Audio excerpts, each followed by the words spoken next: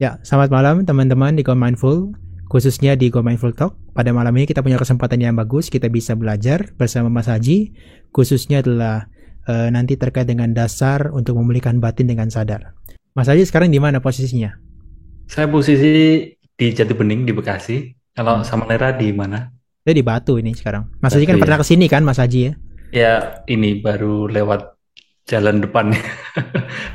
Kalau dulu tahu, saya mungkin mampir ya. Hmm. Saya belum tahu. Ya. Oke.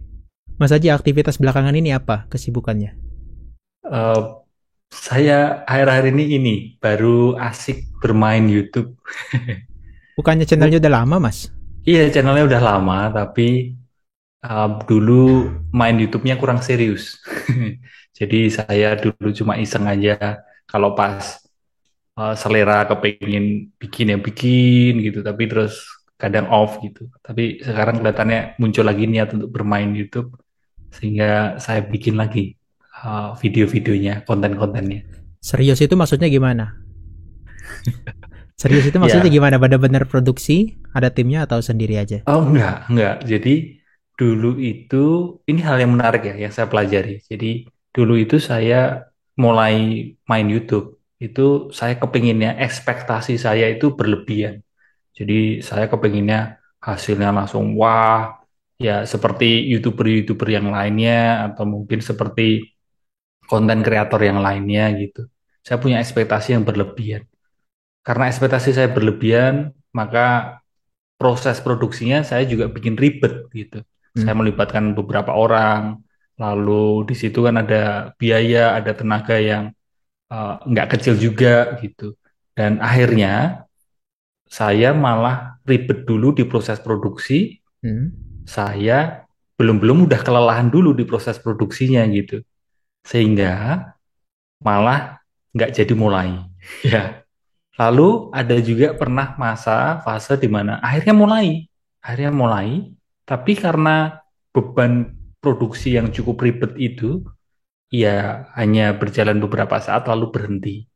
Dari situ saya belajar untuk yang kali ini mulai dari yang paling sederhana.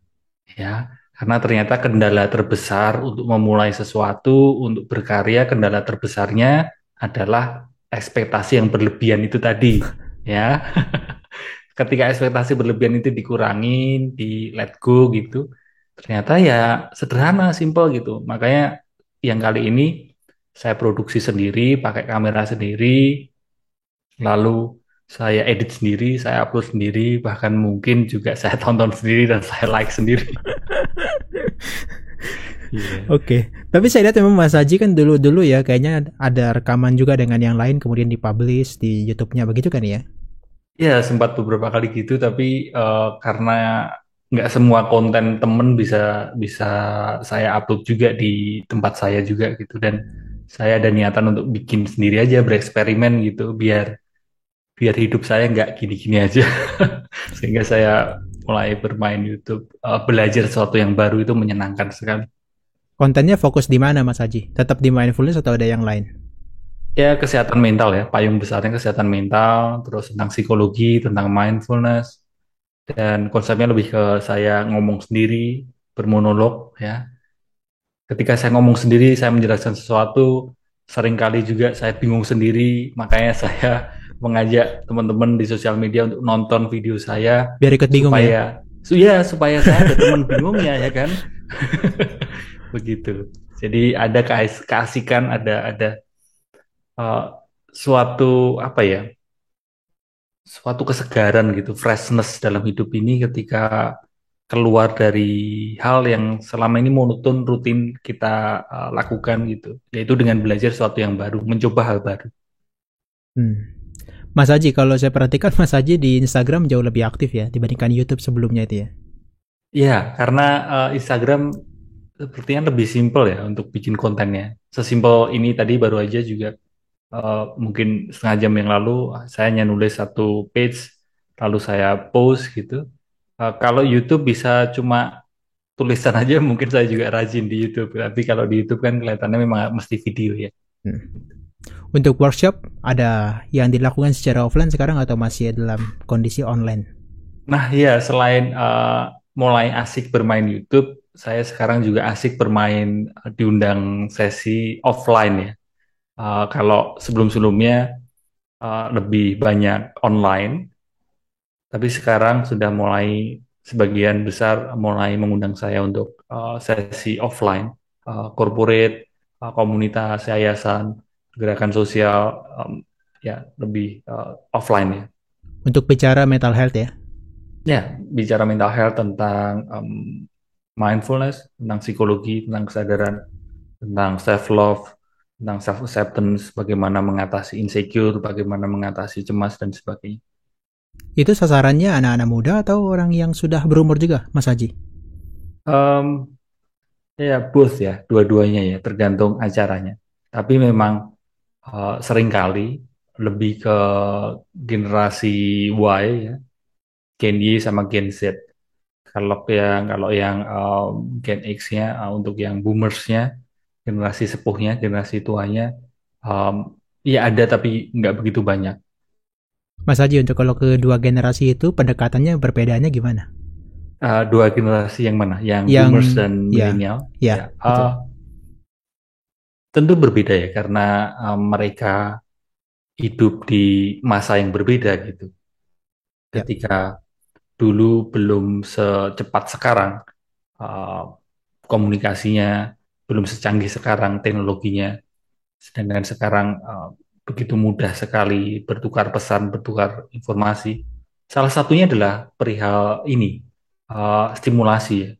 Kalau zaman dulu mungkin ya, mungkin nggak nggak terlalu overstimulasi seperti sekarang ya. Uh, Sehingga dulu mungkin attention span-nya bisa cukup Tep- lama dibandingkan sekarang gitu. Ya, karena sekarang mau tidak mau suka nggak suka, memang kita sama-sama berada di masa yang overstimulasi, berlebihan stimulus yang menerpa kita. Ya, salah satunya karena sosial media dan itu juga mempengaruhi kondisi emosi kita. Seperti kalau secara psikologi, anak kecil yang diajak kondangan. Mhm. Lalu di kondangan itu, di acara itu, anak kecil itu misal diajak main dari satu orang ke orang yang lain. Misal kondangan keluarga, acara keluarga, dari satu digendong oleh paman, lalu pindah lagi digendong oleh kakeknya atau neneknya. Dan si anak itu mengalami overstimulasi. Maka ada kemungkinan pulang dari acara itu di sore harinya gitu. Acaranya pagi atau siang, lalu di sore harinya si anak akan tantrum, akan rewel karena mengalami overstimulasi. Nah, kita orang dewasa sekarang ini juga kemungkinan mengalami overstimulasi dan juga sering tantrum gitu, sering rewel, mudah sekali tidak nyaman dan tidak jenak. Sehingga tentu saja kembali ke pertanyaannya, bagaimana bersikap kepada generasi dulu dengan generasi sekarang. Tentu perlu ada penyesuaian. Dulu juga belum terlalu aware tentang kesehatan mental, sekarang generasinya malah cenderung berlebihan aware terhadap kesehatan mental. Abai akan kesehatan mental itu tidak sehat, tapi lebay, berlebihan, peduli, berlebihan sadar akan kesehatan mental, dikit-dikit, oh mentalku nggak sehat, itu pun juga berbahaya juga gitu, tidak sehat juga gitu. Itu respon saya. Semua kayaknya sekarang mengalami overstimulation ya, di Ya, mana-mana ya. ya bahkan bahkan ada satu satu saran ya, ketika bikin konten ya, bikin video gitu. Mhm. Kalau bisa tiap 2 detik itu perlu ada perubahan, entah itu perubahan background atau mungkin perubahan zoom in, zoom out-nya atau perubahan angle tiap 2 detik. Karena itu untuk mengatasi biar penonton ya, netizen tidak bosan gitu. Jadi bayangin 2 detik ternyata perlu berubah gitu karena mudah sekali bosan mungkin kita termasuk saya berada di masa sekarang ini gitu. Karena memang attention span-nya kan dia cepat banget ya. Kayak makanya ada Ya, video-video yang katakanlah jedak-jeduk gitu di TikTok itu lebih laku ya dibandingkan kita ya, yang ngomong tentang wellness, mental health dan sebagainya. Iya. Makanya itu eh, cenderung Reels dan TikTok kan tipenya seperti itu, tipe kontennya. Yaitu tiap dua detik atau beberapa detik mesti ada stimulus yang berbeda, tidak bisa statis. Makanya ada yang menyarankan saya ketika saya ngomong yang biasanya cenderung membosankan karena cuma satu angle dan pelan-pelan. Ada yang nyaranin, Ci coba di layar di bawahnya kamu kasih stimulus yang beragam gitu, entah itu orang nari atau entah itu mungkin berganti-ganti view gitu. Dan satu lagi yang kalau saya perhatikan kalau sekarang ya video-video Reels atau TikTok itu mereka justru nontonnya nggak pakai suara loh Mas Haji. Justru mereka harus lihat tulisannya. Iya, Itu iya, yang kadang bikin iya, kita tuh apa ya harus extra over untuk berkaitan dengan usahanya. Bikin iya, bikin iya, subtitlenya gitu kan. iya, iya. Itu ini ya karena cenderung visual mungkin ya. Yang dikejar adalah bukan audio tapi lebih ke visualnya. Mas Haji kita ngomong tentang mindfulness. Mas Haji Boleh. gimana untuk praktek mindfulness akhir-akhir ini? Akhir-akhir ini ya begini-begini saja prakteknya. Maksudnya ya saya berlatih sitting ya, berlatih sitting, mindful eating. Tapi ada kalanya ya ketika di momen yang bertemu banyak orang, saya tidak bisa mindful eating karena diajak ngobrol dan sebagainya gitu ya. Sehingga saya berlatih mindfulness-nya, ini kalau saya sih nggak harus dicontoh juga sih, saya berlatih mindfulness-nya tidak terlalu ngotot gitu, tidak terlalu harus gitu, ya adjust aja gitu, penyesuaian gitu, karena sebatas saya memahami mindfulness, mindfulness dan meditasi itu bukanlah sebuah momen yang sakti atau momen yang khusus gitu. Mhm. Tapi sebenarnya mindfulness dan meditasi sebatas apa yang saya pelajari dan terapkan adalah itu adalah perihal sehari-hari sebenarnya gitu. Betul. Karena dulunya mungkin saya pernah berada di satu masa yang terlalu menganggap mindfulness dan meditasi itu sesuatu yang khusus sehingga malah muncul banyak ketegangan di diri saya gitu. Ya, ya. Ya menjadi lucu kan ketika berlatih mindfulness, mengupayakan mindfulness, tapi upaya saya untuk mindful itu ternyata menimbulkan ketegangan. Maka dari situ salah satu yang saya pelajari adalah, oh ternyata mindfulness dan meditasi itu adalah perihal yang biasa-biasa saja sebenarnya sehari-hari gitu. Tapi waktu di pertemuan lalu kan kita pernah ngobrol juga Mas Haji ya. Iya. Itu katanya Mas Haji kalau sebelum keluar dari kamar langkah itu lu banget bantal sih depan pintu itu ya. Iya, iya, iya. Dulu saya sedisiplin itu.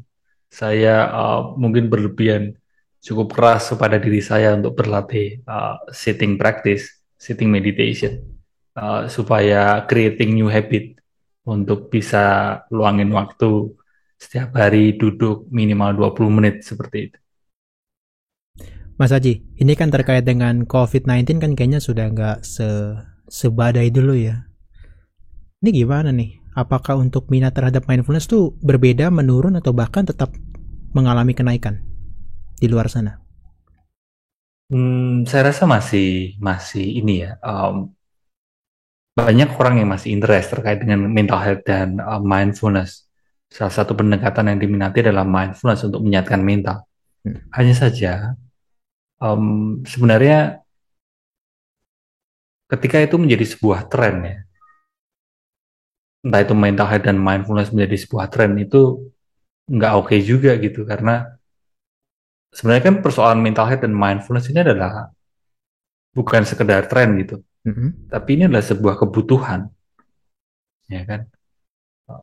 Jadi PR-nya nggak cuma berhenti, oh ini sudah ramai gitu. Karena barangkali keramaian um, minat akan kesehatan mental dan mindfulness ini hanya sekedar tren gitu. Karena ada juga ya, ada juga, nggak semuanya, tapi sebagian, sebagian ada juga yang terlalu memaksakan menempelkan mindfulness di hal-hal yang sebenarnya itu bukan mindfulness. Oh, contohnya? Iya.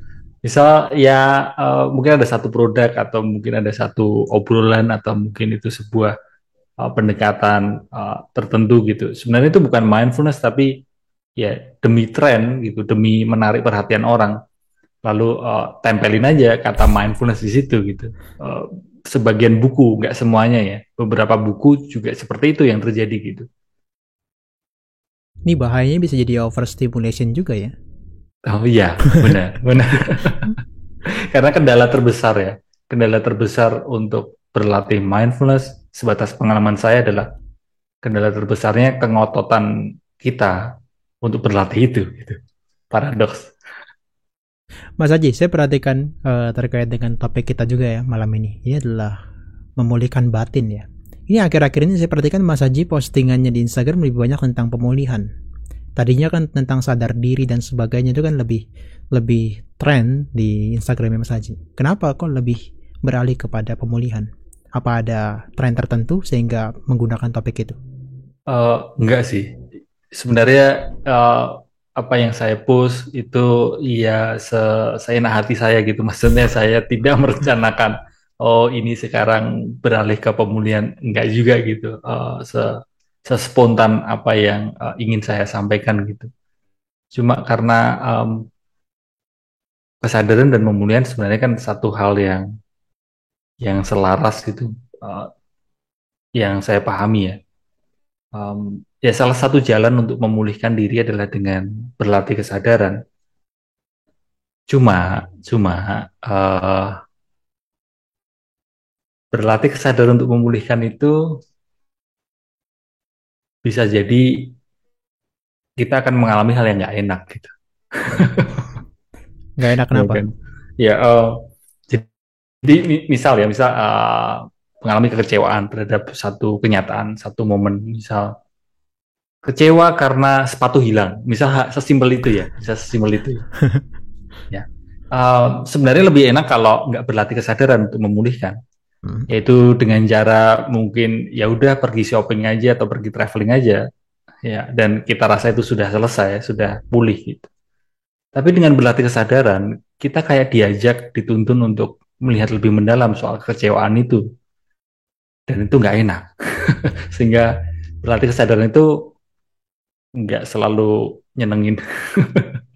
Berlatih kesadaran itu nggak terus selalu manis gitu. Prosesnya memang akan lebih enak ya kalau kalau kita hanya berbicara mencari kesenangan, mencari pleasure, ya lebih baik tidak berlatih kesadaran, tapi ya pulihkan saja kekecewaan itu dengan hal-hal yang sifatnya permukaan gitu.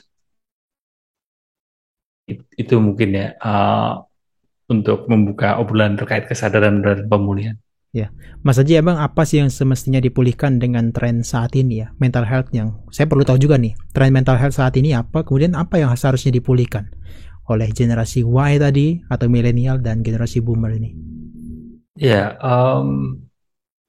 kalau yang akrab dengan saya, maksudnya topik-topik atau eh, obrolan yang sering nyampe ke saya kan lebih ke generasi milenial, ya, generasi Y, dan bahkan generasi TikTok, yaitu generasi Z. Um, itu mereka ya seputar self love, seputar insecurity, seputar anxiety, kesepian, kebosanan, lalu terkait dengan toxic ya, toxic parents, toxic relationship, dan inner child ya. Dan memang juga nggak semuanya, sekali lagi ada beberapa yang dikit-dikit terus ngejudge orang, oh dia toxic, jadi menggunakan istilah-istilah itu semua menjadi label untuk ngejudge, dan itu pun juga nggak nggak disarankan kan gitu. Itu juga yang mungkin salah satu yang terjadi ya. Tapi memang kalau kalau bicara soal self love ya, yang mungkin salah satu yang menjadi hal yang ramai diminatin, ramai ngomongin soal self love, tapi kita sendiri mungkin belum memahami benar what is self, dan barangkali berbagai penderitaan berbagai masalah yang muncul. Salah satu untuk mengurainya ya, salah satunya yang untuk mengurainya adalah menyadari the sense of I, Hmm. kesadaran akan adanya si aku, dan kalau itu tidak mulai kita telusuri, tidak mulai kita pelajari, obrolan tentang self love, tentang insecurity, tentang anxiety, tentang berbagai hal yang mungkin ramai dibicarakan, uh, ramai dan asik dibicarakan gitu, kayak inner child dan sebagainya, iya nggak ada ujungnya gitu, karena root cause-nya nggak disadari, begitu. Mas Haji, sejauh apa sih dalam psikologi itu sebetulnya seseorang harus memahami tentang the sense of I itu? Yang tadi Mas Haji bilang, sejauh apa? Katakanlah kan kalau generasi yang inner apa milenial atau Y tadi, nggak sekompleks itu kali pemikiran dia tentang the sense of I itu kan. Kayaknya Iya, simple-simple aja. Asal gue senang, oke kayaknya. iya, iya. Ya memang nggak banyak ya, nggak banyak orang bisa memahami atau bisa klik, langsung klik akan obrolan tentang the sense of I atau pemahaman tentang egoic self dan true self. Um, tapi ya tidak bisa kita paksakan juga. Barangkali memang memang lingkungan, apa yang mereka pelajari juga nggak mendukung untuk klik dengan hal itu gitu. Makanya ini, saya akhir-akhir ini juga melihat bahwa saya sendiri pun juga mungkin turut menyebabkan hal itu gitu. Mhm. Uh, karena saya sendiri pun nggak sepenuhnya individu, saya sendiri pun juga bagian dari masyarakat, sehingga ketika ketika masyarakat dalam hal ini mungkin generasi Y, generasi Z, belum klik akan obrolan tentang hal yang mendalam, hal yang bisa dikatakan buat mereka mungkin sangat serius gitu, sangat membosankan.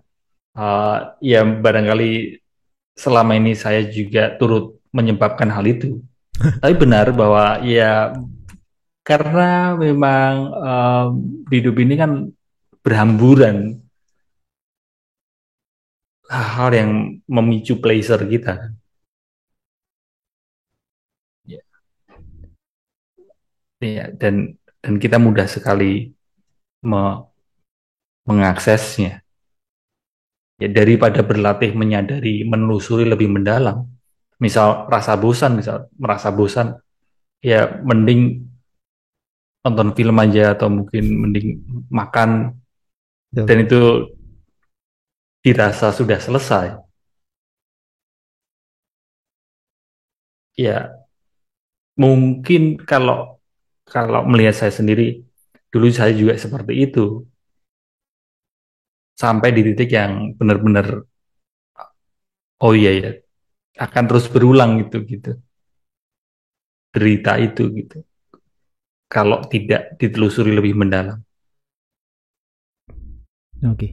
Ya, Mas Haji, kalau kita ngomongin tentang dasar pemulihan batin ini, apa yang menjadi dasar-dasarnya itu kalau yang terkait dengan kesadaran itu? ya, saya belajar untuk membagikannya setahap demi setahap. Jadi tidak bisa langsung tiba-tiba saya ajak untuk menyadari the sense of I atau tentang self. Mereka mungkin langsung "Oh, kok berat banget gitu. Tapi mungkin mungkin di awal, ya mindful breathing, Mindful mindful breathing. breathing, ya. Oke. Ya. Jadi misal contoh, bagaimana cara mencintai diri sendiri, bagaimana cara sadar untuk be present di saat ini, di sini, kini, supaya tidak hanyut terseret akan masa lalu. Ya berlatih, sadari nafas, nafas masuk, inhale, sadari nafas masuk, exhale, nafas keluar, sadari nafas keluar. Dan satu hal yang menjadi keindahan mindful breathing adalah ketika kita menyadari nafas, maka kita akan kembali ke badan kita kan. pikiran kita menjadi selaras kembali dengan tubuh kita. Dengan begitu, kita juga akan lebih mengapresiasi tubuh kita, mengapresiasi badan kita. Dan itu adalah salah satu jalan untuk belajar berlatih mencintai diri kita. Mhm. Betapa sering gara-gara kita hanyut terseret oleh impian-impian masa depan, kita menyiksa tubuh kita, salah satunya dengan duduk berjam-jam, berlama-lama, lupa olahraga, lupa untuk beristirahat. Saya pun masih seperti itu juga gitu. Makanya saya terus berlatih untuk oke, kembali ke nafas, kembali ke badan. Um, dan dengan menyadari nafas, selaras kembali dengan badan, kita juga menyadari akan keterhubungan kita dengan orang tua kita, keterhubungan kita dengan keluarga kita. Um, Sehingga satu langkah awal pendekatan kesadaran untuk memulihkan adalah kembali ke nafas, kembali ke badan kita, mindful breathing. Mindful breathing berarti sebagai fondasi yang paling dasar gitu ya. Iya, iya, mindful breathing, dan mindful breathingnya tidak harus sitting ya, tidak harus dengan posisi meditasi, tapi mindful breathing yang bisa diselipkan ke tengah-tengah kesibukan, ya. Atau kalau enggak, bisa juga salah satu tips yang saya bagikan adalah uh, setiap momen ingatkan diri sendiri, what are you doing right now? Ya, mungkin bisa pasang poster di tembok atau mungkin dikasih di wallpaper handphone, what are you doing right now, tulisan seperti itu karena mengingatkan kita untuk um, menyadari apa yang sedang kita lakukan. Kenapa kita perlu mengingat? Karena desakan kehidupan modern yang terus bergegas, terburu-buru. In a hurry society, kan kita berada di masyarakat yang terus tergesa-gesa sampai di titik yang kita ini sebenarnya nggak tahu apa yang mesti kita kejar. Kita juga nggak tahu apa yang menyebabkan kita tergesa-gesa, tapi ya udah tergesa-gesa aja gitu, saking parahnya kita tergesa-gesanya. Karena desakan terus tergesa-gesa, maka kita cukup sering mindless dalam melakukan setiap kegiatan kita. Maka perlu ada reminder itu tadi. What are you doing right now? Harus selalu ada kayak semacam how to go back to my breath ya. Ya, ya, karena salah satu challenge mindfulness sebenarnya sebatas seberapa ingat kita untuk mindful, karena kesadaran kita sebenarnya selalu ada kan. Uh, Semacam ketika seekor ikan di laut gitu menanyakan air laut mana, itu seperti kita menanyakan kesadaran itu mana.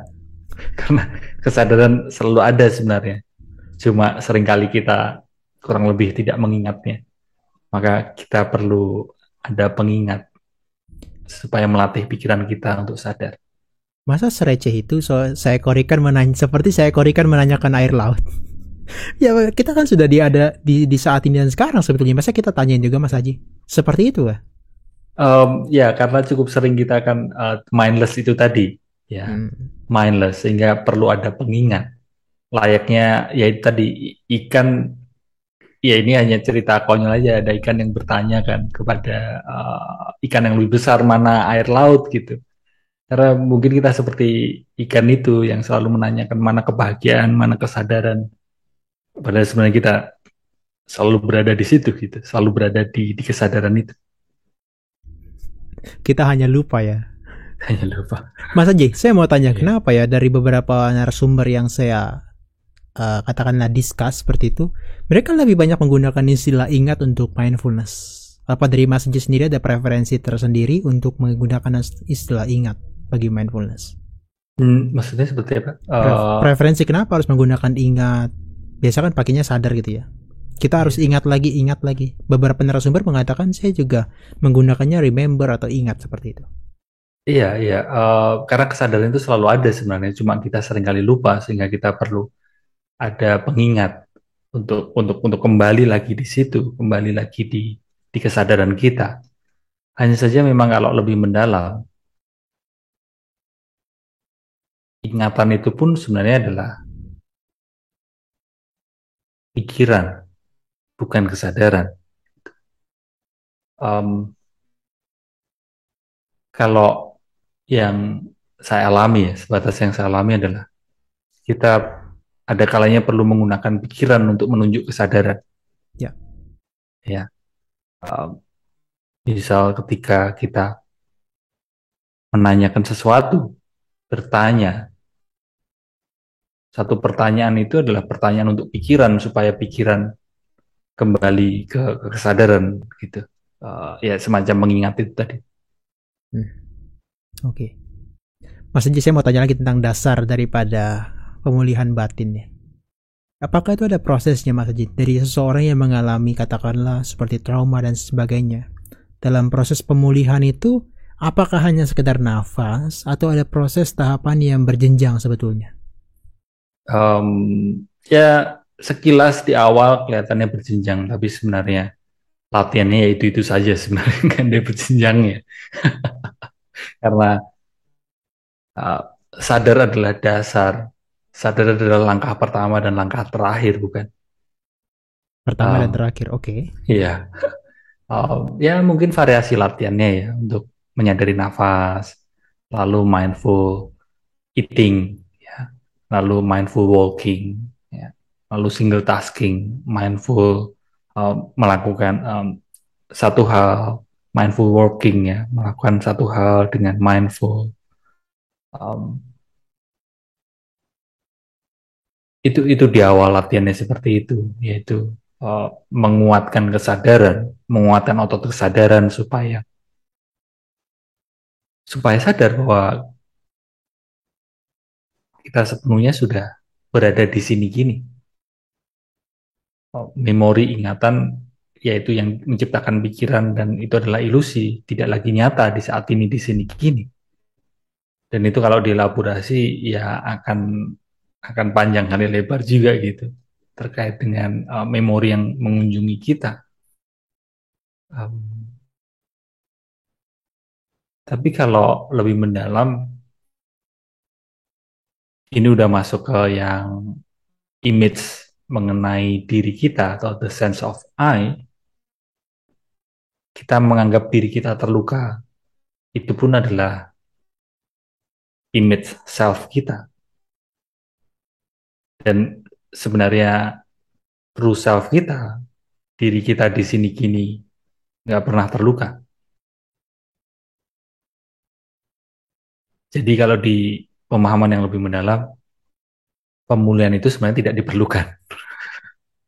Oke, okay. Pemulihan itu sebenarnya nggak pernah diperlukan ya.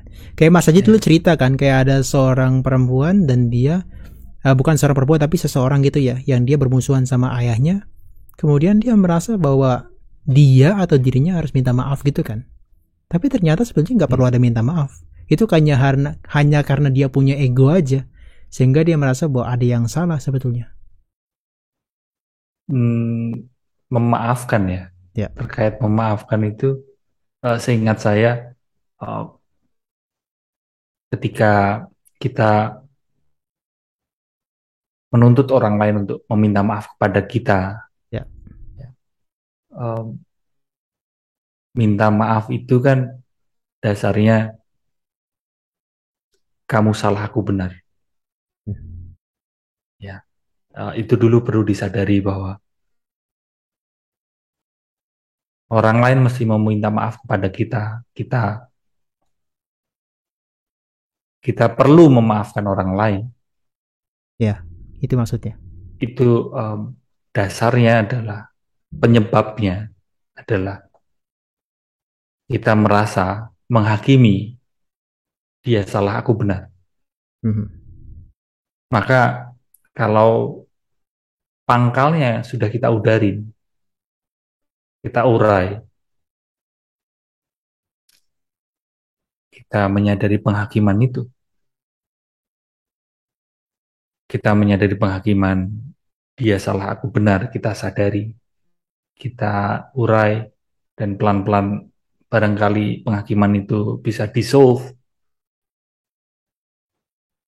maka kita tidak akan masuk ke fase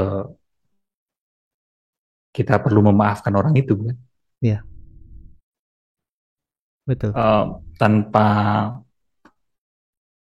tanpa ada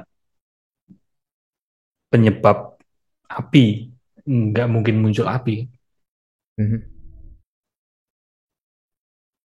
Iya, Jadi memang pada dasarnya kita tuh merasa bahwa kita perlu memaafkan itu ya. Katakanlah ya ada ego tadi sih. Jadi kita merasa kayaknya kita perlu memaafkan karena dia memang salah dan saya yang benar gitu ya. iya.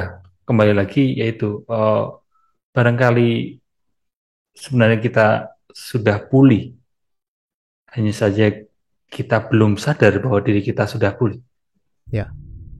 Eh, kita masih terjebak dalam image self, self yang diciptakan oleh pikiran.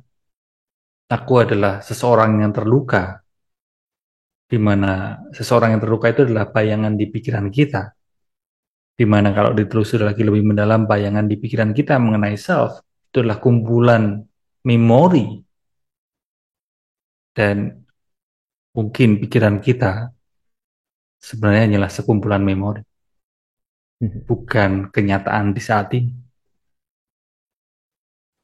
Mas aja tadi bilang ada sebetulnya pemilihan itu nggak penting ya. Katakanlah nggak perlu ada sebetulnya. Itu gimana? Artinya kalau orang-orang tertentu mengalami katakanlah semacam permasalahan dalam mental health, apakah semuanya memang nggak perlu pemulihan atau memang ada tertentu yang membutuhkan? Tentu perlu ya, tentu perlu. Maksudnya tadi saya ngomong seperti itu karena kalau kita sudah di kesadaran runtuhnya the sense of I, maka ya menjadi kembali ke sebenarnya kita nggak perlu memulihkan karena kita sebenarnya sudah pulih. Sejak awal kita sudah pulih, sudah baik-baik saja, kan gitu. Maka mungkin proses pemulihannya lah kalau di pendekatan kesadaran, bagaimana kalau istilah saya sih kayak memutus hubungan kita dengan diri kita sendiri. Jadi ini adalah satu istilah yang mungkin agak aneh, tapi uh, kita perlu belajar memutus hubungan kita dengan diri kita sendiri, dalam arti memutus hubungan kita dengan image self, dengan Mhm. egoic self kita. Ya. Uh, jadi kalau pertanyaannya lebih ke ketika kita ada masalah, apakah perlu bantuan profesional untuk memulihkan, apakah perlu berlatih mindfulness untuk memulihkan? Ya, sebagai upaya untuk melangkah lebih mendalam itu sangat perlu, sangat disarankan. Kita perlu berguru, perlu belajar kepada seseorang, belajar dari buku, belajar dari podcast dan video semacam ini, itu sangat disarankan. Tapi bukan berarti terus kita menjadi orang yang pasif, bukan. Oke, Mas aja boleh nggak kasih pengalaman atau cerita Mas Haji sendiri pernah mengalami katakanlah tadi seperti tadi mindfulnessnya dilatih tapi justru malah tegang gitu ya karena ngotot itu kan. Mas Haji mungkin boleh cerita pemulihan seperti apa yang pernah dilakukan oleh Mas Haji? Ya, kan ada dua part ya, dua bagian. Singkat aja, part pertama, ketika saya terlalu ngotot berlatih mindfulness, saya menganggap eh, latihan itu harus dikhususkan, harus semacam apa ya, ada momen khusus, gitu ya, waktu khusus. Ya, saya jadi muncul banyak ketegangan malah di dalam diri saya gitu. Em, Ngototan saya untuk berlatih mindfulness itu ternyata menjadi bumerang dalam latihan mindfulness. Jadi saya terus belajar untuk menyelaraskan mindfulness itu, menyisipkan dalam kehidupan sehari-hari gitu. Karena kalau kalau dulunya saya terlalu meluangkan waktu khusus untuk berlatih, pikiran saya jadi dull gitu. Pikiran saya jadi kayak mesin gitu yang on off, yang oh ini latihan mindfulness, oh ini enggak, dan menjadi dull itu tadi istilahnya kayak mesin. Itu part pertama. Part kedua adalah kalau terkait dengan um, pemulihan pengalaman saya. Dulu di pikiran saya banyak sekali kritik kepada diri saya sendiri, sehingga Mhm. self image saya adalah self image yang negatif. Saya membenci diri saya sendiri. Sampai di masa-masa yang gelap lah, di masa yang suram gitu, saya sangat membenci diri saya sendiri. Lalu saya berproses um, berlatih self love, ya. Jadi belajar berlatih mencintai diri saya sendiri, sehingga self image saya menjadi positif.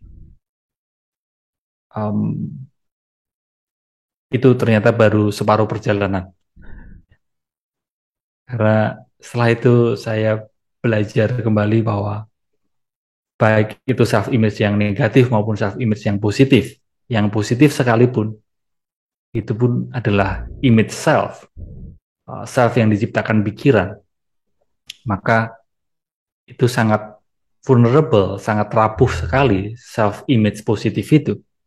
Bahkan saya pernah ngalamin saking ngototnya saya berself image positif, memberikan afirmasi bahwa oh diri saya hebat dan sebagainya.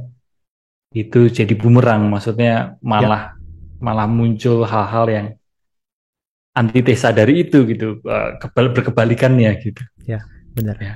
Maka langkah berikutnya, langkah ketiga um, adalah ya saya berlatih untuk menjaga jarak ya, um, dengan self image itu baik negatif maupun positif ya sama-sama itu adalah image self. Mas Haji, boleh nggak diceritain tentang bentuk ketegangannya seperti apa? Apakah iritasi dengan orang tertentu kalau misalnya dia Iya, nggak iya, sesuai dengan kita atau gimana? iya, Bentuk ketegangan seperti apa sih? iya, iya. Ya karena ketegangan di dalam ya, karena terjadi penolakan di dalam diri saya, maka saya jadi mudah sekali merasa tertolak oleh orang lain. Hmm. Ya, jadi karena ada kemarahan di dalam diri saya, maka orang-orang di sekitar saya yang sebenarnya nggak marah sama saya anggap ya, saya merasa bahwa mereka itu marah kepada saya, lalu ya itu saya terjebak ke oh dia toksik gitu, ya kan? Mungkin sebagian ada yang relate. Ya memang mungkin ada sebagian yang melakukan hal-hal yang tidak semestinya. Orang-orang itu mungkin ada orang yang melakukan hal yang keliru. Tapi kita juga perlu menyadari betapa mudahnya pikiran kita menghakimi si itu toksik, ya kan? Karena seringkali kita luput mengawasi diri kita sendiri. Dan uh, saya ada satu cerita karena ya, saya tinggal di perumahan dan tentu ada waktunya tetangga mungkin motong keramik atau mungkin mukul tembok dengan paku, merenovasi rumahnya gitu. Di storynya Dan Mas Haji bunyinya dak dek dok gitu ya. iya, iya, iya. Itu salah satunya yang saya alami. Jadi ketika saya berlatih, saya kan kepinginnya tenang. Nah, itu ya, kepinginnya tenang, mencari ketenangan, ya, berlatih mindfulness, sitting practice, meditasi, mencari ketenangan. Karena kondisi seperti itu, yang saya dapat malah kemarahan ya, yang muncul di diri saya adalah kemarahan yang saya temukan. Dulunya saya menyalahkan kebisingan itu atau kegaduhan itu, tapi ketika saya mindful ya, ketika saya eling, ya, karena juga cukup sering saya nggak eling, Hmm. ketika saya eling lebih mendalam lagi, yaitu yang bikin saya marah sebenarnya bukanlah kebisingan, kegaduhan di luar. Ya. Yang bikin saya marah adalah karena saya mencari ketenangan. Hmm. Ya, Oke. si aku ini yang mencari ketenangan, maka dapatnya malah kemarahan. Itu problemnya sebetulnya, Mas Haji. Iya, problem yang lebih mendalam kan. Tapi balik lagi, untuk menyadari problem yang lebih mendalam ini kan nggak enak sebenarnya. Makanya cukup banyak orang yang lebih memilih untuk solusi yang sifatnya surface, permukaan, karena itu lebih cepat, lebih mudah, lebih nyenengin. Tapi ya sampai kapan? Mas Haji, kalau saya terjemahkan kengototannya Mas Haji bentuknya seperti itu tuh berarti we are too sensitive gitu ya. Kita terlalu sensitif maksudnya ya terhadap yang sekitar kita itu. Sampai kita merasa kayaknya dia toxic deh, kayaknya dia toxic. Sampai kita kepedean sendiri. Iya, iya. Um, ya karena ada kemarahan di dalam ya. Kalau kalau sesekali ya, sesekali atau kadang-kadang merasa terganggu oleh orang, barangkali itu wajar, itu manusiawi. Tapi kalau terus-terusan kita merasa terganggu oleh orang, nah mungkin sumber gangguannya ada di dalam, tuh. Ya, Ya sesimpel itu aja pola pikirnya kan gitu. benar-benar. Ya. Iya, Jadi ketegangan yang dulunya saya alami, ya ada rasa ini juga ya. Mungkin mungkin ini juga relate dengan teman-teman yang mulai belajar meditasi ya, atau mulai belajar mindfulness kayak aku lebih suci loh, atau aku lebih keren loh, karena aku sudah lebih mengenal mindfulness dibandingkan saudaraku misalnya, atau aku lebih lebih tahu, sudah mulai belajar meditasi loh, nggak seperti pasanganku, nggak seperti orang tuaku, atau sebaliknya orang tua yang belajar, aku ini lebih lebih oke lah dibandingkan anakku, anak-anakku itu nggak belajar meditasi. Nah, rasa yang lebih oke karena lebih dulu atau sudah belajar meditasi itu juga bisa bikin repot sih. Ya, karena iya. karena kan terus jadi mudah nunjuk orang lain gitu. Mhm. Dan betapa banyak ini cukup sering sih terjadi di pembelajaran saya. Cukup banyak yang misal suami ikut belajar gitu ya, laki-laki ikut belajar lalu pulang dari belajar nyuruh istrinya untuk ikut, atau sebaliknya yang perempuan yang ikut lalu kembali ke rumah. Ini memang suamiku itu memang nggak mindful ya kan, nggak nggak nggak belajar sabar, makanya dia itu mesti belajar mindfulness. Kalau kita lihat bersama bahwa kita menganggap diri lebih oke dibandingkan orang lain gara-gara kita sudah belajar meditasi, itu pun juga perlu disadari, bukan?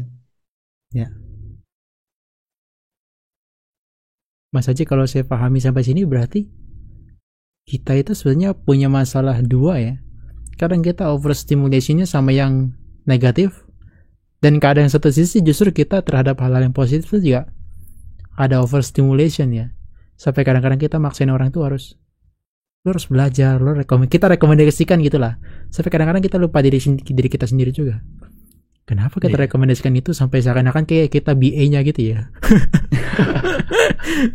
iya, iya. Eh, Kebencian kita terhadap hal yang kita anggap negatif, dan juga kita terlalu jatuh cinta pada hal yang positif, itu pun juga nggak nggak sehat mungkin, Bener. atau itu yang bikin kita menderita, karena itu em, dua hal yang terus kita permasalahkan di hidup ini, menghindari negatif dan mendekati positif, pain and pleasure. Maka mari kita renungkan bersama betapa kita menjalani hidup sehari-hari kita terjebak dalam pain and pleasure, bukan? Terus menerus seperti itu. Apakah nggak capek kita?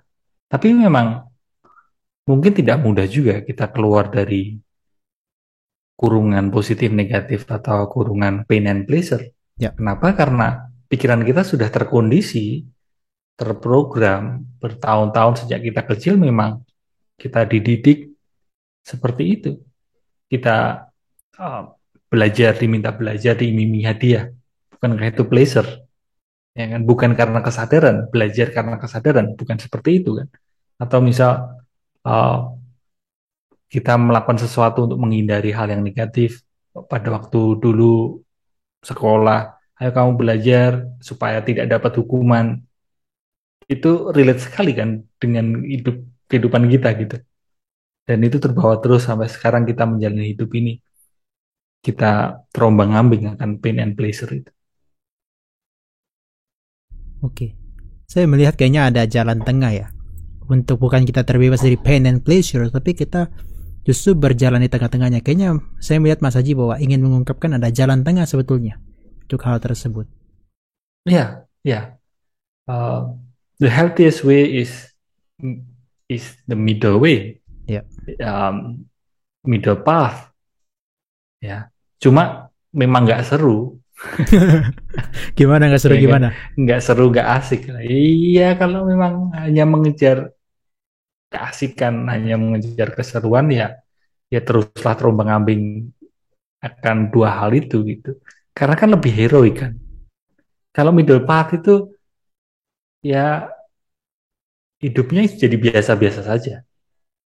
Ya, hidupnya jadi biasa-biasa saja. Nggak ada sesuatu yang meletup-letup gitu. Nggak ada sesuatu yang wah gitu.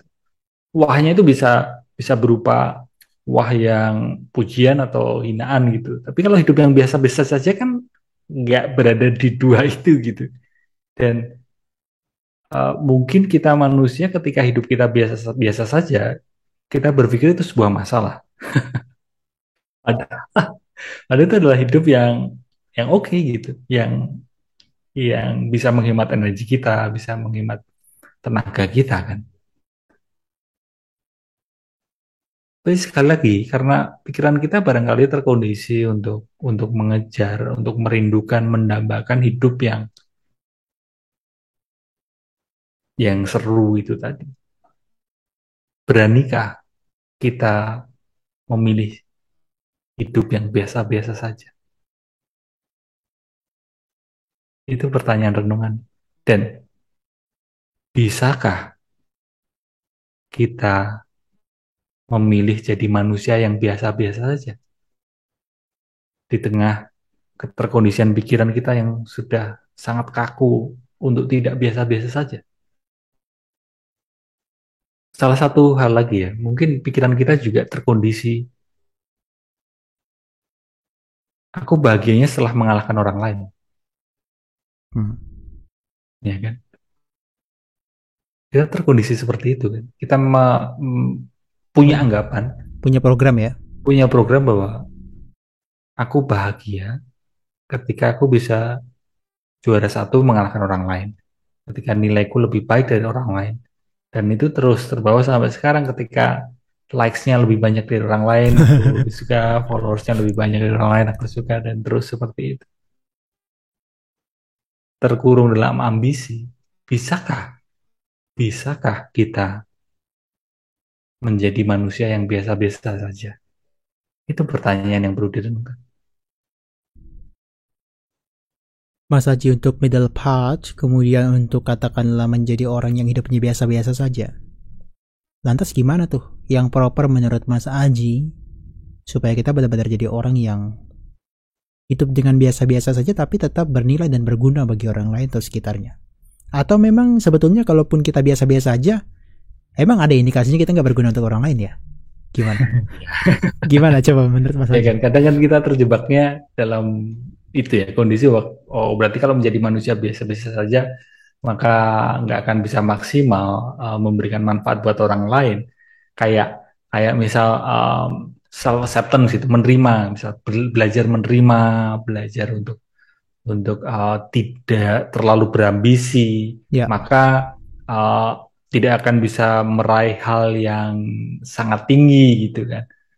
Nah, karena kita sudah terkondisi bahwa satu-satunya motivasi, satu-satunya yang bisa memotivasi diri kita untuk meraih kesuksesan adalah kebencian terhadap diri kita sendiri. Kita sudah terkondisi itu, sadarkah kita akan hal itu? Padahal ada jalan yang lain yaitu middle path. Dengan self compassion, kita tetap bisa kok kita tetap bisa kok berkarya gitu. Ya, mungkin hal praktisnya adalah, iya nggak apa-apa, berusaha tetap berkarya, bukannya terus pasif ya, bukan, tapi tetap aktif, berkarya, membantu, berbagi, tetap aktif, tapi dengan kesadaran bahwa hidup ini punya alirannya sendiri, yang kita tidak bisa utak-atik gitu. Jadi kita tidak terjerat dalam dalam hasil, dan be playful, jangan terlalu serius ya. Uh, Berkarya, berbagi atau berusaha, tapi be playful. Saya jadi teringat salah satu pelatih basket, uh, namanya Phil Jackson. Hmm. Phil Jackson ini dulu pelatihnya Chicago Bulls dan LA Lakers. Dia kan juga termasuk salah satu yang menerapkan mindfulness di dunia basket, di mana basket itu adalah dunia yang kompetisi itu NBA kan.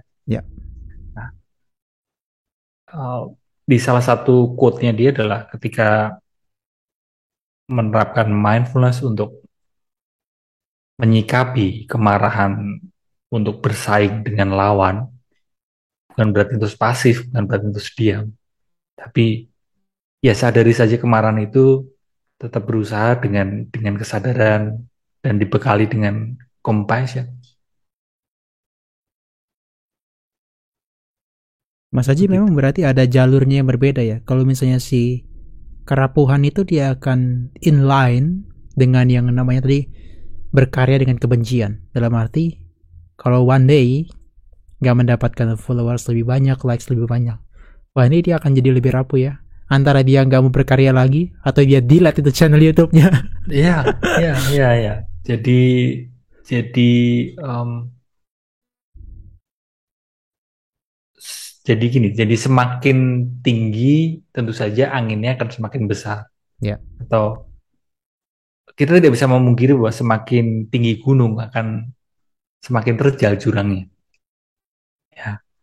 Nah, kalau bahan bakar kita adalah bahan bakar kemarahan, ya. Misal ada salah satu cerita, misal ada seseorang yang dia begitu sukses sekali, entah itu di bidang bisnis atau di bidang sosial media dia sangat sukses, tapi bahan bakar dia untuk meraih kesuksesan adalah kemarahan dia kepada orang tuanya karena masa lalu dulu dia oh pernah diremehkan oleh orang tuanya misal. ya, Maka di titik kesuksesannya dia akan merasa capek, akan merasa selalu ada rasa kurangnya, ada selalu rasa nggak nyaman, nggak jenak, dan tentu itu akan mengundang masalah karena akan mudah sekali merasa kesepian juga gitu. Dan akan mengundang lawan juga sih, maksudnya mencari-cari masalah gitu. karena karena merasa kesepian, butuh perhatian, ada kalanya kita ini saking kepinginnya mendapatkan perhatian, kita melakukan hal-hal yang sebenarnya itu tidak disukai oleh banyak orang, oke. tapi yang penting kan dapat perhatian, daripada tidak dapat perhatian sama sekali, daripada tidak dapat respon, daripada tidak dapat komen. Kalau kita bicara soal dunia sosial media, daripada sama sekali tidak dapat komen, mending dapat komen meskipun negatif nggak apa-apa, tapi itu dapat perhatian kan. Iya, Dan lebih mudah melakukan hal yang memancing negatif komen daripada positif komen kan. betul. Mas Haji berarti kalau saya tangkap ya dari pembicaranya Mas Haji tadi, gimana pun kalau berangkat dari kebencian pasti ada sesuatu yang katakanlah di satu titik dia akan merasa kayaknya ada yang kurang. Tapi kalau berangkat dari self compassion, ini saya pernah bicara juga sama salah satu narasumber namanya Ko Ervin. Dia bilang saya nggak bisa tuh main musik, main katakanlah menyanyi, katakanlah apapun gitu ya. Dia nggak bisa awalnya. Tapi dia berkarya semata-mata demi punya rasa kasihan, punya ulas asih kepada makhluk-makhluk lain, katakanlah juga sekitarnya. Akhirnya tanpa disadari ya, karena dengan dia punya mindfulness, kesadaran tuh, nggak tahu gimana dia punya jalan, seakan-akan membuat dia tuh semuanya jadi bisa. Di saat itu juga ada selalu jalannya yang membuat dia bisa seakan-akan jadi bisa nyanyi dengan bagus, bahkan jauh lebih bagus dibandingkan dia berkarya dengan kebencian tadi kan. Kemudian dia bisa main piano bahkan jauh lebih bagus dibandingkan yang sebelumnya. Jadi kayak saya melihat semacam kayak ada miracle ketika kita tuh mau berkarya dengan self compassion, baik itu diri sendiri maupun orang lain kayaknya ya. Ya, hanya saja mungkin kita juga perlu mau ngawasi, mewaspadai diri kita. Ah, diri kita yang berharap adanya miracle itu. Berharapnya itu ya. Ya, ya. Karena ah, saya setuju bahwa ketika berkarya ya, kembali lagi ke seperti saya bikin YouTube video, yang penting pondasinya adalah saya suka aja dulu. Ya. Ya. Sehingga dengan saya suka, ya itu sudah jadi garis finishnya. Kalau setelah itu mau ada yang nonton atau enggak, ada yang like atau enggak, iya itu hanya bonus. Tapi setidaknya dasarnya adalah ya saya melakukan apa yang saya suka dulu. Sehingga saya tidak kelelahan untuk mengais validasi ketika memang pondasi adalah saya melakukan yang saya suka. Itu satu. Dan yang kedua adalah um, menarik kalau bicara soal kebencian dan compassion. Jebakannya yang pernah saya alami adalah ketika saya terlalu ngotot berlatih compassion, saya menganggap diri saya sudah compassionate, bukan karena itu sebuah kesombongan. Oke. Ya. Okay. Ya. Makanya, barangkali sarannya adalah tidak perlu tergesa-gesa berusaha untuk menjadi orang baik. Tidak perlu tergesa-gesa berusaha untuk berlatih compassion. Tapi karena kita bicara soal kesadaran, sadari dulu betapa nggak compassionnya diri kita. Ya. Sebelum kita bicara soal bagaimana mencintai orang lain, berbuat kepada orang lain, sadarkah kita bahwa diri kita ini ketika berhubungan dengan orang lain betapa selfishnya kita? Ya. Oke. Okay. Ya, ya. Itu jadi via negativa. Via negativa. Via negativa. Kayak misal kita tidak bisa menjelaskan apa itu cinta, kita tidak bisa menjelaskan apa itu meditasi sebenarnya. Karena apapun yang kita gunakan untuk menjelaskan apa itu cinta dan apa itu meditasi, apa itu kesadaran, barangkali itu hanyalah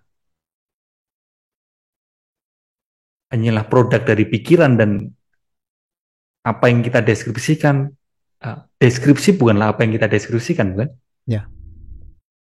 Untuk bisa memahami cinta, untuk bisa memahami meditasi, jalannya adalah kita perlu sadari dulu apa yang bukan cinta dan apa yang bukan meditasi. Ya.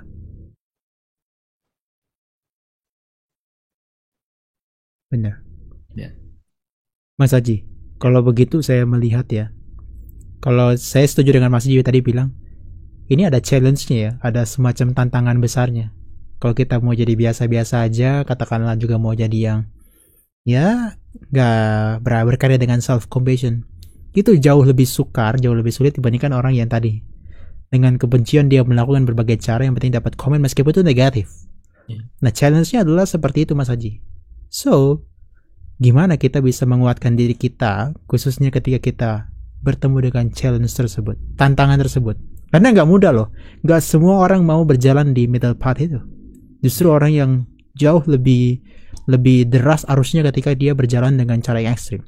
Makanya kalau saya bilang untuk konten-konten yang entertainment itu untuk dia viral tuh, dan itu viral, bagi saya itu biasa aja. Tapi kita bicara mindfulness seperti ini, jangankan viral Mas Haji, ditonton 10.000 orang aja meskipun dia nonton attention span-nya dikit, kita udah happy banget kan?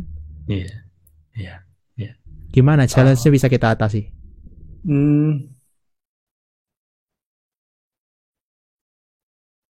Pertama, kita perlu tidak tergesa mengatasinya. Maksudnya kita menyadari dulu bahwa challenge itu ada. Oke. Karena mungkin jalan keluarnya adalah ke dalam challenge itu. Eh, kita tidak perlu tergesa berusaha mengatasi apa yang sedang kita alami, bukan? Hmm. Di latihan kesadaran kita belajar untuk ya sadari saja apa yang sedang kita alami. How trap, ketika kita bertanya gimana cara mengatasi insecure, gimana caranya mengatasi sedih, gimana cara mengatasi cemas. Dari pertanyaan itu adalah pertanyaan how trap, dan itu tandanya kita ingin melarikan dari seapa adanya yang kita alami, bukan? Ya. Ya. Dan mungkin berikutnya kalau dikaitkan dengan kepentingan praktis, bagaimana mengatasi challenge atau kondisi yang memang cenderung bising, cenderung tidak mudah, tidak menyehatkan mental kita. Support system itu satu hal yang salah satu yang bisa menuntun kita untuk lebih jejak ya, lebih center, yaitu support system, sangha, community, atau grup kecil, apapun itu tribe, di mana itu adalah nggak harus banyak sebenarnya, cuma mungkin beberapa orang itu bisa kita upayakan, kita bikin gitu, dengan beberapa teman yang memang satu Visi. keselarasan, ya, ya itu bisa bisa membantu kita untuk yang berikutnya, yaitu bagaimana untuk menyesuaikan diri dengan challenge yang ada adalah kuatkan kesadaran. Contoh misal saya buka buka apa namanya, YouTube saya gitu, kayak kok yang nonton sedikit ya gitu, terus lihat YouTube yang lain dengan konten yang mungkin berbeda dibandingkan apa yang saya bagikan, kok viewsnya banyak gitu. Di momen itu ketika saya tidak terlatih kesadaran ya, kesadaran saya nggak kuat, tentu saya akan mungkin marah-marah, sebel, ya kan, atau membenci diri sendiri, atau mungkin udahlah tutup akun YouTube aja gitu. Itu kan Tapi challenge kan? ketika Itu kan iya challenge ya kan? itu challenge ya. Tapi ketika memang tekun berlatih mindfulness, ya dengan belajar melalui obrolan-obrolan seperti ini, uh, akan menguatkan sedikit demi sedikit otot kesadaran, sehingga kalau kita terlatih kesadaran kita di momen yang serupa, kita bisa ya senyum-senyum saja gitu. Ketika oh kok konten saya nggak seramai dengan konten yang berbeda, ya kita senyum-senyum saja gitu. Oke. Tapi Mas aja pasti one day itu pasti akan ada semacam tadi kita katakan ya. Kesadaran punya jalannya sendiri ya. Ya, Yang kita nggak pernah tahu dan kita nggak pernah prediksi tuh. ya, ya, benar sekali. Saya masih cukup sering juga sih, meskipun saya mungkin belajar berlatih mindfulness, tapi saya cukup sering juga ketika buka gitu, sebel juga gitu. Iya, tapi mungkin memang secara psikologi ya, ini kalau dari sudut pandang psikologi, um, kita manusia lebih sering, lebih suka ya, lebih suka membicarakan hal yang nggak ngenakin daripada yang ngenakin. Maksudnya gini, kita lebih membicarakan, misal kumpul sama teman-teman gitu, kita lebih membicarakan rumah tangga yang berpisah daripada rumah tangga yang utuh, kan? Ya. Ya. Dan itu berlaku juga di konten sosial media gitu, atau di hal lainnya. Kita lebih tertarik akan hal-hal yang nggak indah gitu, akan hal-hal yang mungkin itu memancing kemarahan, itu keributan, konflik. Kita mudah sekali ketarik ke situ daripada kita menaruh perhatian ke hal-hal yang sebaliknya. Dan pertanyaan renungannya adalah, kenapa kita lebih mudah tertarik ke hal-hal yang ribut, konflik, dan kemarahan? Atau jangan-jangan kita ketarik karena di dalam diri kita lebih banyak hal seperti itu ya? Oke. Paham, paham, paham. Jadi mungkin kutub itu begitu kuat menarik magnetnya karena mungkin kita juga bagian dari itu ya. Iya, iya. Kalau scrolling YouTube atau Instagram, terutama YouTube ya kan, ada thumbnailnya kan, judulnya.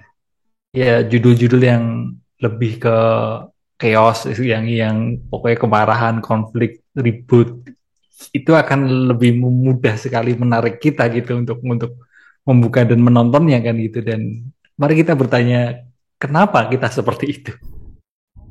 Ya, paham. Dan bahkan kalau misalnya sekarang kalau ada yang viral atau trend untuk terkait dengan satu cases ya gitu ya, itu akan jauh lebih cepat tuh. Langsung boom. Karena memang kita-kita ini yang justru mungkin sefrekuensi dengan hal-hal seperti itu ya. Ya. Dan ada yang sadar akan hal itu, tapi cukup banyak yang nggak sadar kenapa kok lebih tertarik ke hal semacam itu. Hmm. Oke Mas Haji, saya akan kembalikan lagi untuk dasar pemulihan dasar pemulihan batin dengan sadar. Jadi sebenarnya kita tuh harus bagaimana sih untuk terkait dengan pain pleasures, kemudian terkait dengan dua kutub yang seakan-akan menjadi jurang yang begitu terjal dan seakan-akan menarik. Kita tuh harus gimana dalam praktik kita dalam kehidupan sehari-hari, khususnya bagi perumah tangga ya. Silakan. Ya, hal yang paling mendasar ya, yang paling praktis adalah ya berlatih kesadaran. Yaitu salah satunya dengan latihan menyadari nafas, mindful breathing, lalu bisa dilanjutkan dengan menyadari pikiran dan menyadari perasaan, um, choiceless awareness practice atau open awareness practice. Sehingga ketika pikiran mengembara, wandering, ya hanya diamati saja, tidak perlu kembali ke nafas seperti latihan mindful breathing. Dengan latihan kesadaran tentu akan menguatkan kesadaran kita dan kita lebih terampil menjalani hidup ini yang penuh dengan challenge. Challenge-nya yaitu tadi kita terkondisi untuk sangat membenci hal yang kita anggap negatif dan kita sangat menggenggam erat, attach, melekat terhadap hal yang kita anggap positif. Dengan sadar, maka kita akan lebih terampil, lebih tidak terlalu membenci hal yang kita anggap negatif. Ya, ya layaknya teratai dan lumpur, no mood, no lotus. Ya, Kita perlu sadar bahwa hal yang nggak ngenakin, hal yang nyebelin, kita perlu menyadari itu adalah pupuk untuk kita bertumbuh. Dan sebaliknya yang cukup susah juga adalah bagaimana kita tidak terlalu serakah menggenggam erat hal yang positif. Ya. Karena mengambil hikmah dari kepahitan barangkali lebih mudah buat banyak orang. Tapi menyadari kepahitan di dalam hal yang manis sukar. itu kelihatannya beda level ya. Maksudnya levelnya kelihatannya lebih lebih susah gitu. Karena ketika itu juga bisa kita sadari, kita akan masuk ke hal yang lebih mendalam, tidak terpingpong lagi oleh dua kubu itu. Begitu. Oke.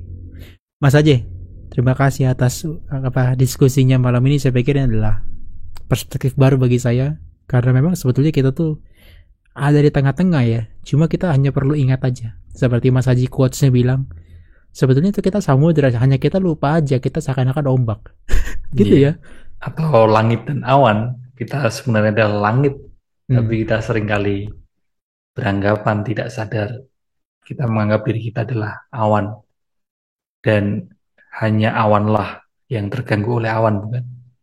Ya, Langit tidak akan pernah terganggu oleh awan. oke. Hanya awan yang terganggu oleh awan lainnya. Begitu Iya, juga dengan ombak ya Mas Haji ya. iya.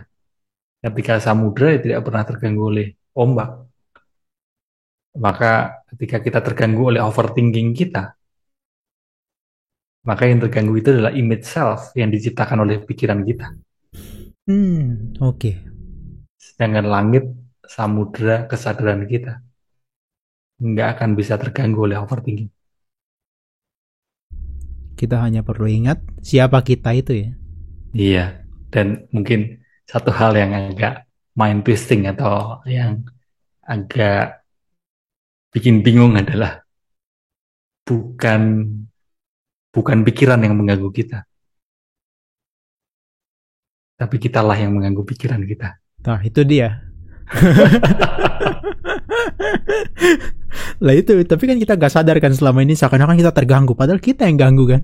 Egoic mind, Oke, tentu the sense of I, nggak mau salah kan, ya. selalu benar. Bukan aku yang mengganggu, tapi akulah yang terganggu. Victim mentality, the sense of I. Oke. Mas Aji, thank you untuk pertemuan kali ini. Saya pikir adalah sebetulnya semacam reuni juga ya, karena kita kan Iya. pernah ketemu sebelumnya dan bahas tentang Tahun kehidupan berapa Mas itu Aji. ya sama Nera ya? Kayaknya tahun lalu lah, tahun lalu ya. 2021 kan. Oh iya. Dan thank you loh Mas Aji, masih mau mengingat saya. Ya, saya juga thank you. Kapan-kapan kalau saya ke Batu, kalau memang masih di situ saya mampir nanti, saya kabar-kabar. Ya. Sebaliknya juga kalau ini ke Jakarta kabar-kabar ya. Oh, tapi Mas Aji kan Bekasi kan ya? Iya, tepat sekali. Saya juga mau mengoreksi juga Jakarta coret ya. Jakarta coret. Jadi coretnya agak tebel karena Bekasi. Tapi mungkin kalau kemarin-kemarin sih masih oke ya, karena kan ada Citayam itu kan ya. Oh iya. Sering ke Jakarta. Oke, Mas Aji, thank you untuk pertemuan malam ini. Saya pikir kita cukupkan sekian. Saya berbahagia bisa sharing sama Mas Aji, bisa discuss tentang dasar memulihkan batin dengan sadar. Ya. Terima kasih juga. Mas Aji. Sampai bertemu di kesempatan berikutnya. Iya. Ya. Oke, saya tutup ya Mas Aji ya. Iya. Teman-teman, terima kasih untuk pertemuan malam ini, khususnya discuss bersama Mas Haji. Itu adalah tentang dasar memulihkan batin dengan sadar. Nah, teman-teman bisa ikuti lagi untuk pertemuan berikutnya bersama dengan Dr. Yudi Kejali. Ini adalah di tanggal 13 Agustus, yaitu nanti pukul 19.00 waktu Indonesia Barat. Sama, ini adalah untuk membahas tentang 3 progressive stages to deconstruct our ego cleansing. Nah, ini seperti yang Mas Haji ungkapkan tadi barusan ya, yang kita terjebak dalam katakanlah ego atau the sense of I, nanti akan dijabarkan dan diuraikan oleh Dr. Yudi Kejali terkait dengan bagaimana caranya dari 3 stage tadi. Sampai bertemu teman-teman di pertemuan berikutnya, khususnya adalah terkait dengan sesinya Dr. Yudi. Saya Samanya Rabi Sarano, di Go Mindful Talks, salam undur diri, selamat malam, Suki Hontu Namo Buddhaya.